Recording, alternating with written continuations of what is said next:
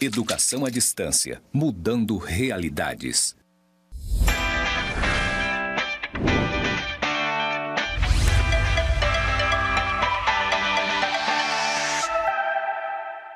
Olá, aluno, olá, aluna. Seja bem-vindo, bem-vinda à terceira aula da disciplina Comunicação e Linguagem. Eu sou a professora Andréa dos Santos Oliveira e neste momento farei minha audiodescrição. Eu estou no estúdio de gravação do Instituto Federal de Rondônia, Campus Porto Velho, Zona Norte. Atrás de mim é uma parede branca. Do meu lado esquerdo está escrito EAD, Mudando Realidades, em verde. Eu sou uma mulher branca, cabelos cacheados na altura do ombro. Estou usando uma saia longa cinza, uma blusa cinza e um terno rosa. Bem, nas duas primeiras aulas, nós falamos sobre a linguagem no geral, né? A linguagem verbal, a linguagem não verbal, a linguagem mista. Demos ênfase na linguagem verbal escrita, ou seja, no texto escrito. E a partir de hoje nós vamos começar a discutir alguns gêneros textuais que vocês utilizarão na vida profissional de vocês. Então nós vamos estudar na aula de hoje, né, os textos oficiais e os textos comerciais. Segundo o manual da Presidência da República, redação oficial é a maneira pela qual o poder público redige comunicações oficiais e atos normativos. Veja bem, quando a gente trabalha em uma instituição pública, todos os documentos que nós produzimos, sejam esses documentos internos, que vão circular apenas internamente, ou seja, entre os departamentos daquela instituição, ou documentos para se comunicar com o público externo, esses documentos são chamados de redação oficial, né? Que é aquele documento expedido, emitido por uma instituição pública, seja essa instituição municipal, estadual ou federal. E este mesmo manual da Presidência da República, ele apresenta algumas características que devem ter os textos oficiais. Quais são essas características? O texto ele deve ser conciso, ou seja, falar o máximo possível de informações com o mínimo possível de palavras. Essa concisão também vai levar à objetividade. Lembrar sempre que quando nós estamos escrevendo um texto oficial, nós não fazemos em nosso nome, mas em nome do cargo que nós ocupamos. Então nós devemos ser objetivos. Escrever um texto oficial é muito diferente, por exemplo, de escrever um texto literário, que é um texto em que predomina a subjetividade. No texto oficial, devemos ser objetivos, por isso, devemos utilizar palavras no seu sentido denotativo, ou seja, no seu sentido real. A clareza também é fundamental, a impessoalidade, a formalidade, a coesão e a coerência e o uso da linguagem culta, da variante culta. Nós falamos sobre as variantes linguísticas lá na nossa primeira aula. E quando a gente vai escrever um documento oficial, é importante utilizar a linguagem culta, certo? Quando a gente vai escrever um documento oficial, a gente, né, por exemplo, um ofício, um memorando, é como se fosse uma carta, esses documentos. Quando a gente escreve, vamos pensar nas cartas pessoais que a gente escreve.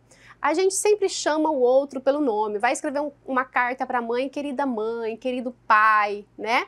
Quando a gente vai escrever uma carta oficial, que é um memorando, um ofício, a gente vai se dirigir ao outro, mas para isso nós temos que pensar nos pronomes de tratamentos oficiais, porque dentro destes documentos, né, eu vou utilizar os pronomes de tratamento, eu não vou me referir ao outro com o pronome você, eu vou utilizar os pronomes adequados, né? Por exemplo, senhor, né? Para quem que eu vou utilizar o senhor? Para pessoas, né, com quem há um distanciamento mais respeitoso. Exemplo, Vossa Excelência. Quando que eu uso Vossa Excelência? Quando eu estou escrevendo um documento oficial para o presidente da República, para os ministros, para as altas patentes militares, para os bispos, para os arcebispos, né? Então, assim, a escolha do pronome de tratamento vai depender para quem eu estou enviando este documento oficial, seja ele um memorando, seja ele um ofício. Então, sempre que você for escrever um documento oficial, ou seja, você trabalha em uma instituição pública, é bom você verificar qual é o pronome de tratamento adequado para você se comunicar com aquela pessoa para quem você está escrevendo. Agora, apesar de haver, né, o pronome de tratamento adequado, no dia 11 de abril de 2019, né, foi publicado o decreto número 9.758. Esse decreto, ele dispõe sobre a forma de tratamento e de endereçamento nas comunicações com agentes públicos da administração pública federal. Veja bem, por quê? Professora, eu trabalho em uma instituição pública. Existe algum documento, algum manual que me ajude a escrever esses documentos? Existe sim. Se você trabalha numa instituição pública federal, sempre que você for escrever um documento oficial, você vai consultar o manual, né, de redação da Presidência da República. Este manual, né, a última reformulação dele foi em 2018. Se você trabalha numa instituição estadual, você precisa verificar se o estado possui esse manual. Se você trabalha numa instituição municipal, você precisa verificar se o município possui esse manual. Então, só que o que aconteceu? A última reformulação do manual, né, para instituições públicas federais foi feita em 2018. E lá fala de todos os pronomes de tratamentos adequados, da forma de endereçamento. Só que em 2019, o presidente da República, ele publicou este decreto. Então, este decreto, as alterações feitas por este decreto não estão presentes na reformulação do manual, porque o manual foi reformulado em 2018. E esse decreto é só de 2019. E a quem se aplica este decreto, né? Este decreto aplica-se às cerimônias das quais o agente público federal participe. Aplica-se o disposto neste decreto aos servidores públicos ocupantes do cargo efetivo, aos militares das Forças Armadas, aos empregados públicos, ao pessoal temporário, aos empregados, aos conselheiros, aos diretores e aos presidentes de empresas públicas, né, e sociedade de economia mista, aos empregados terceirizados que exercem atividade diretamente para os entes da administração pública federal, aos ocupantes de cargos em comissão e de funções de confiança, às autoridades públicas de qualquer nível hierárquico, incluídos ministros de Estado, e ao vice-presidente e ao presidente da República. Então, este decreto número 9.758 aplica a essas pessoas aqui. Vejam que são pessoas que fazem parte, né, de instituições públicas federais, não estaduais ou municipais. E a quem este decreto não se aplica? Não se aplica às comunicações entre agentes públicos federais e autoridades estrangeiras ou de organismos nacionais. Não se aplica às comunicações entre agentes públicos da administração pública federal e agentes públicos do Poder Judiciário. Então, eu trabalho na instituição pública federal e vou me comunicar, né, com o Poder Judiciário. Então, eu preciso continuar utilizando o pronome de tratamento adequado, porque não se aplica para me comunicar, né, com o Poder Judiciário, nem com o Poder Legislativo, né, do Tribunal de Contas, da Defensoria Pública, do Ministério Público ou de outros entes federativos, na hipótese de exigência de tratamento especial pela outra parte, com base em norma aplicável ao órgão, à entidade ou aos ocupantes dos cargos. E o que diz esse decreto 9.758? Lá em seu artigo 2º, ele diz assim, ó: o único pronome de tratamento utilizado na comunicação com agentes públicos federais é senhor, independente do nível hierárquico, da natureza do cargo ou da função ou da ocasião. Parágrafo único, o pronome de tratamento é flexionado para o feminino e para o plural. Como assim, professora? Porque antes, quando eu ia enviar um ofício para o presidente da República, lá dentro, né, eu iria me dirigir ao presidente da República com o pronome de tratamento Vossa Excelência. Porque Vossa Excelência é o pronome que a gente usa para os políticos, para os presidentes, para os governadores, para os prefeitos. Só que, segundo este decreto, quando eu vou me comunicar, né, com servidores públicos federais, principalmente do Poder Executivo, porque vocês viram que não se aplica ao Legislativo, ao Judiciário, né? Então se aplica mais ao Executivo. Então eu não vou mais lá dentro desse ofício, desse memorando, utilizar o Vossa Excelência para o presidente, para o vice-presidente, não é? Eu vou utilizar o quê? Eu vou utilizar senhor ou senhora.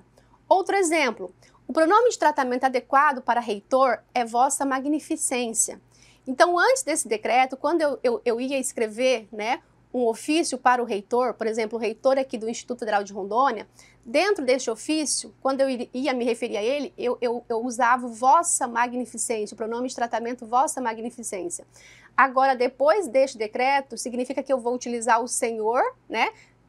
Ou, se for uma reitora, senhora. Então, isso diz, lembrando que é apenas para instituições públicas federais e para quem é do Poder Executivo, porque quem é do Legislativo, Judiciário, né, continua ainda valendo as outras regras, utilizando o pronome adequado dependendo da pessoa. Então, se tiver maiores interesses, leiam este decreto aí na íntegra. E os fechos? Quando eu vou me comunicar, né, é porque, como eu disse, os ofícios, os memorandos, que são exemplos de redação oficial, eu preciso me despedir das pessoas. E aí, a gente vê muitos ofícios ou memorandos assim, olha, com o seguinte fecho: sem mais, para o momento, eu levo votos de estima e consideração. Segundo o Manual da Presidência da República, os únicos fechos, né, adequados para as comunicações oficiais são atenciosamente e respeitosamente. Eu que decido? Eu acho mais bonito usar atenciosamente. Vou sempre usar atenciosamente? Não. Eu vou usar atenciosamente, né, quando o emissor, que é aquele que escreve o documento, ele possuir cargo superior ou equivalente ao ocupado pelo destinatário. Exemplo, vamos supor que eu seja diretora, né? Eu, diretora do Instituto Federal, do campus, enviando um ofício para um coordenador de curso. Veja que, hierarquicamente, o cargo de diretor, né, é superior ao cargo de um coordenador. Então, quem está escrevendo ocupa cargo superior ao de quem vai receber. Então, neste caso, o fecho adequado é atenciosamente. Eu também uso atenciosamente quando eu estou escrevendo para quem ocupa um cargo semelhante ao meu. Exemplo, eu, diretora, escrevendo, né, um ofício para outro diretor. Então, os cargos ocupam a mesma posição, né, na hierarquia. Então, neste caso, eu também vou utilizar o atenciosamente. E o respeitosamente a gente usa quando o emissor possuir cargo inferior ao ocupado pelo destinatário. Veja, aqui no Instituto Federal, eu sou professora. Então, se eu vou escrever um ofício, né, para um coordenador de curso, para o diretor ou até mesmo para o reitor, são pessoas que ocupam cargo superior ao meu. Então, neste caso, o fecho adequado é respeitosamente. Então, é preciso levar em consideração esses elementos. São muitos os documentos oficiais, tá? Nós vamos começar falando sobre o memorando. O que é o memorando? O memorando é o tipo de documento utilizado por órgãos públicos para se comunicar internamente.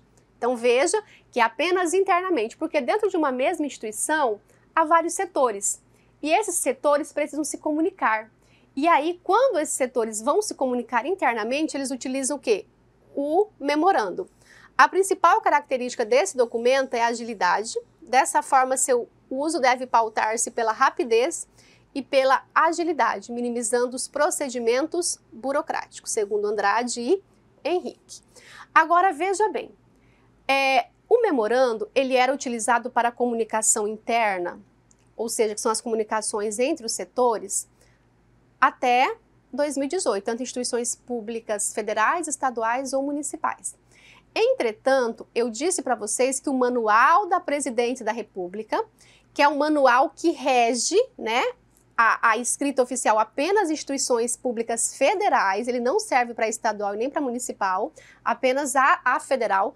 Quando ele passou por essa reformulação em 2018, ele retirou o memorando. O que isso significa? Que apenas as instituições públicas federais, elas não utilizam mais o gênero memorando, que antes era utilizado para a comunicação interna, que é a comunicação entre os setores. Aí vocês podem estar se perguntando, professor, então se não existe mais o memorando nas instituições públicas federais, por que a senhora está falando sobre ele? Porque ainda existe nas instituições públicas estaduais e municipais, tá? Então, se você trabalha numa instituição pública federal, mesmo que você queira se comunicar internamente, ou seja, com os setores, você vai utilizar o ofício também para isso. Agora, se você trabalha numa instituição pública estadual ou municipal, a comunicação interna entre os setores ainda se dá por meio do memorando. Então, aqui eu trouxe, né, um exemplo de um memorando, né, para vocês. Então, a gente sempre inicia aqui pelo símbolo, né, do Estado. Por exemplo, esse memorando está saindo de um órgão estadual. Então, eu vou usar aqui, né, aquele brasão que representa o Estado. Agora, não, esse memorando está saindo de uma instituição pública municipal. Então, eu vou usar o brasão que representa ali, né, o município. Logo depois, eu escrevo, por exemplo, Secretaria Estadual de Educação, né, que é o local de onde esse documento está saindo, e também, né, o departamento, porque Secretaria Estadual, com certeza a Secretaria Estadual tem vários departamentos. Então, informar também, né, o nome deste departamento é importante, tudo isso de forma centralizada. Aqui, alinhado à esquerda, a gente coloca o nome do documento, que é memorando, o número, né, e como funciona o número? No primeiro dia do ano, o primeiro memorando que este departamento aqui escreve é o número 1. O segundo, número 2, número 3, número 50, 100, até o último dia do ano. Quando vira o ano, né, volta tudo de novo a partir do número 1. Então, o número, né, e aí cada departamento tem o seu controle de qual número, né? Eu já escrevi o memorando número 200. Então, o próximo vai ser o número 201. Depois do número barra, o ano, né, em que esse documento está sendo expedido, a sigla, né, do departamento de onde está saindo e a sigla também da instituição. Alinhada à direita, o nome da cidade, né, o dia, o mês e o ano. Também é importante escrever o assunto, né? Qual é o assunto? Por quê? Porque isso facilita a comunicação. Porque dentro de um departamento há várias pessoas trabalhando e cada uma certamente é responsável por determinado assunto. Então, quando você escreve o assunto, e aí em negrito, tá? O assunto de forma objetiva, facilita, né, que este documento chegue às mãos da pessoa que tem poder para tomar aquela decisão. Logo depois vem o vocativo, exemplo, senhora coordenadora do ensino médio, porque este memorando está sendo enviada pela coordenadora do ensino médio. O vocativo sempre seguido por vírgula também, tá? Isso é importante. E depois vem o corpo do texto. O corpo do texto, você tem que ser objetivo, tá? Comece já dizendo qual é a informação que você tem para escrever ali. Se é informar, informo. Se é convidar, convido. Se é relatar, relato, tá? Comece indo direto ao assunto. Lembrem-se que lá no início eu disse que uma das características do texto oficial é a objetividade. Então, sejam objetivos. Claro, cuidem para que esse texto seja coeso, seja coerente, né? Mas de forma bem objetiva. Terminou, né, de informar, de convidar, de relatar, vem o fecho. Neste caso aqui foi usado o fecho atenciosamente, por quê? Porque quem enviou foi a gerente de ensino. Então, a gerente ocupa cargo superior à coordenadora. Por isso que ela usou o fecho atenciosamente, tá certo? Então, essa é uma das estruturas do memorando. Além do memorando, a gente também pode se comunicar, né, nas instituições públicas por meio do ofício. Então, veja, enquanto o memorando é a comunicação interna, a comunicação entre os setores, o ofício é a comunicação externa. Agora, lembre-se do que eu disse. Desde 2018, nas instituições públicas federais, o ofício serve tanto para a comunicação interna, que é a comunicação entre os setores, quanto para a comunicação externa. Agora, nas instituições públicas estaduais e municipais, o memorando serve para a comunicação interna e o ofício para a comunicação externa. Então, aqui a definição é: o ofício é a forma de comunicação externa das instituições públicas. Vale ressaltar que desde a reformulação do Manual de Redação da Presidência da República, ocorrido em 2018, o ofício serve tanto para as comunicações internas quanto externas nas instituições públicas federais. Apenas nas federais ele serve para a comunicação interna e externa. E aqui eu trouxe um modelo retirado lá do Manual de Redação da Presidência, que teve sua reformulação em 2018. Então, este aqui, como saiu de uma instituição pública federal, começou o quê? Com o brasão, né, que representa o Brasil, o símbolo do Brasil, né, aqui centralizado o nome do ministério, o nome da secretaria, o nome do departamento. Aí aqui alinhado à esquerda, o nome, ofício todo em caixa alta, o número desse ofício, o ano em que ele está sendo expedido e a sigla, né? Por exemplo, aqui está saindo do Ministério do Desenvolvimento Humano, então a sigla deste ministério. Aqui alinhado à direita, a cidade, né? Onde este ofício está sendo emitido, o dia, o mês, o ano e o ponto final. Ao contrário do memorando, o ofício também tem o endereçamento, que é isso aqui, olha, a sua excelência, né? O nome, o ministro, a função que ele ocupa, o endereço, o CEP, a cidade e o estado, no caso aqui o Distrito Federal. Agora, lembram que lá no início eu falei daquele decreto, né, de 2019? Aquele decreto, ele alterou aqui o endereçamento também. Então, se você trabalha numa instituição pública federal, tá? Quando você for escrever o ofício, você consulte aquele decreto, porque ele também trouxe alterações aqui para o endereçamento. Logo depois do endereçamento tem um assunto, todo em negrito, tá? Também escreveu o assunto de forma clara, de forma objetiva. O vocativo, né, que é a forma como eu chamo a pessoa, porque o ofício também é uma carta. Então aqui, olha, senhor ministro, né, o vocativo sempre seguido de vírgula. Depois eu começo o texto, olha só, deixo um parágrafo, né, de 2,5 centímetros. O texto de forma objetiva, clara, concisa, indo direto ao assunto. Terminou, né, de escrever aquilo que você precisava, vem o fecho. Lembrando que o fecho é atenciosamente ou respeitosamente. Neste caso aqui, como é um ministro enviando para outro ministro, veja que eles ocupam cargos iguais, funções iguais. Por isso que ele utilizou o fecho atenciosamente. O fecho sempre vem seguido de vírgula e aqui centralizado o nome de quem está enviando, né? Tudo escrito em caixa alta e abaixo o cargo que essa pessoa ocupa. Tanto o ofício quanto o memorando, eles podem também ter classificações. Por exemplo, existe o ofício circular, o ofício conjunto e o ofício conjunto circular. O que é o ofício circular? É quando um órgão envia o mesmo expediente para mais de um órgão receptor. Vamos pensar assim, que o Ministério do Desenvolvimento Humano vai enviar um ofício para o Instituto Federal de Rondônia e para o IBAMA. Veja que é um órgão enviando para dois órgãos diferentes.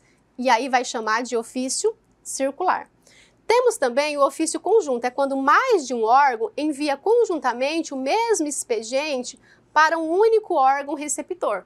Vamos pensar assim, que o Ministério da Educação, né, junto com o Ministério do Desenvolvimento Humano, enviando, por exemplo, um ofício para o Instituto Federal de Rondônia. Veja que são duas instituições diferentes, enviando o ofício para uma única instituição, então ofício conjunto.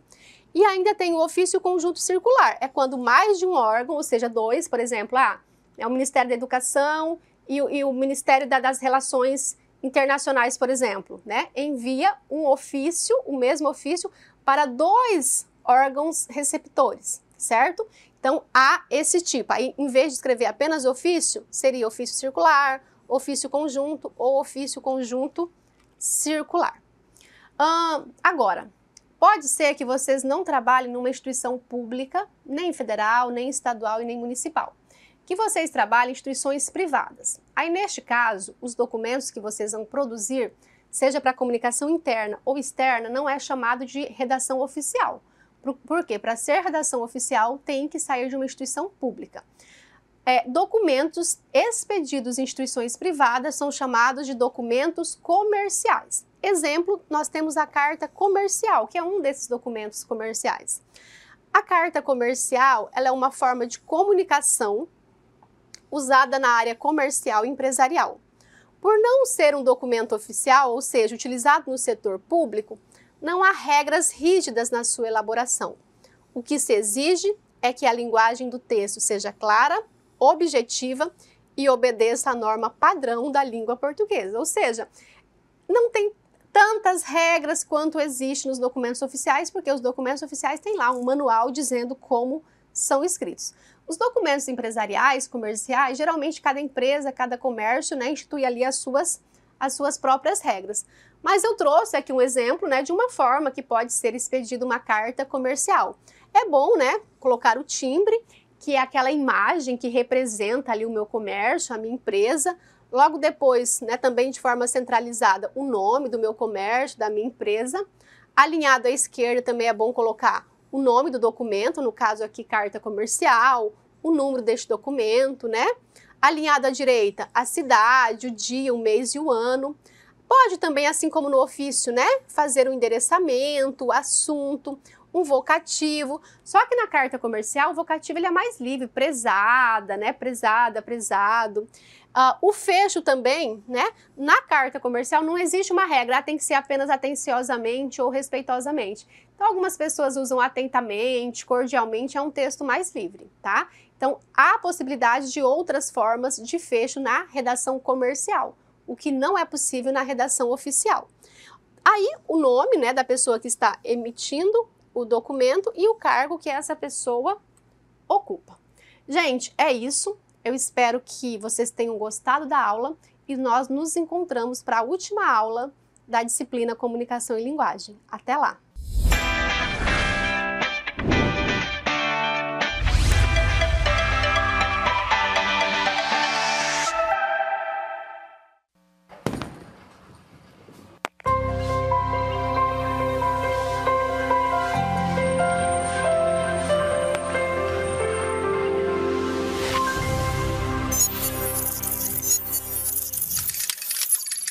Educação à distância, mudando realidades.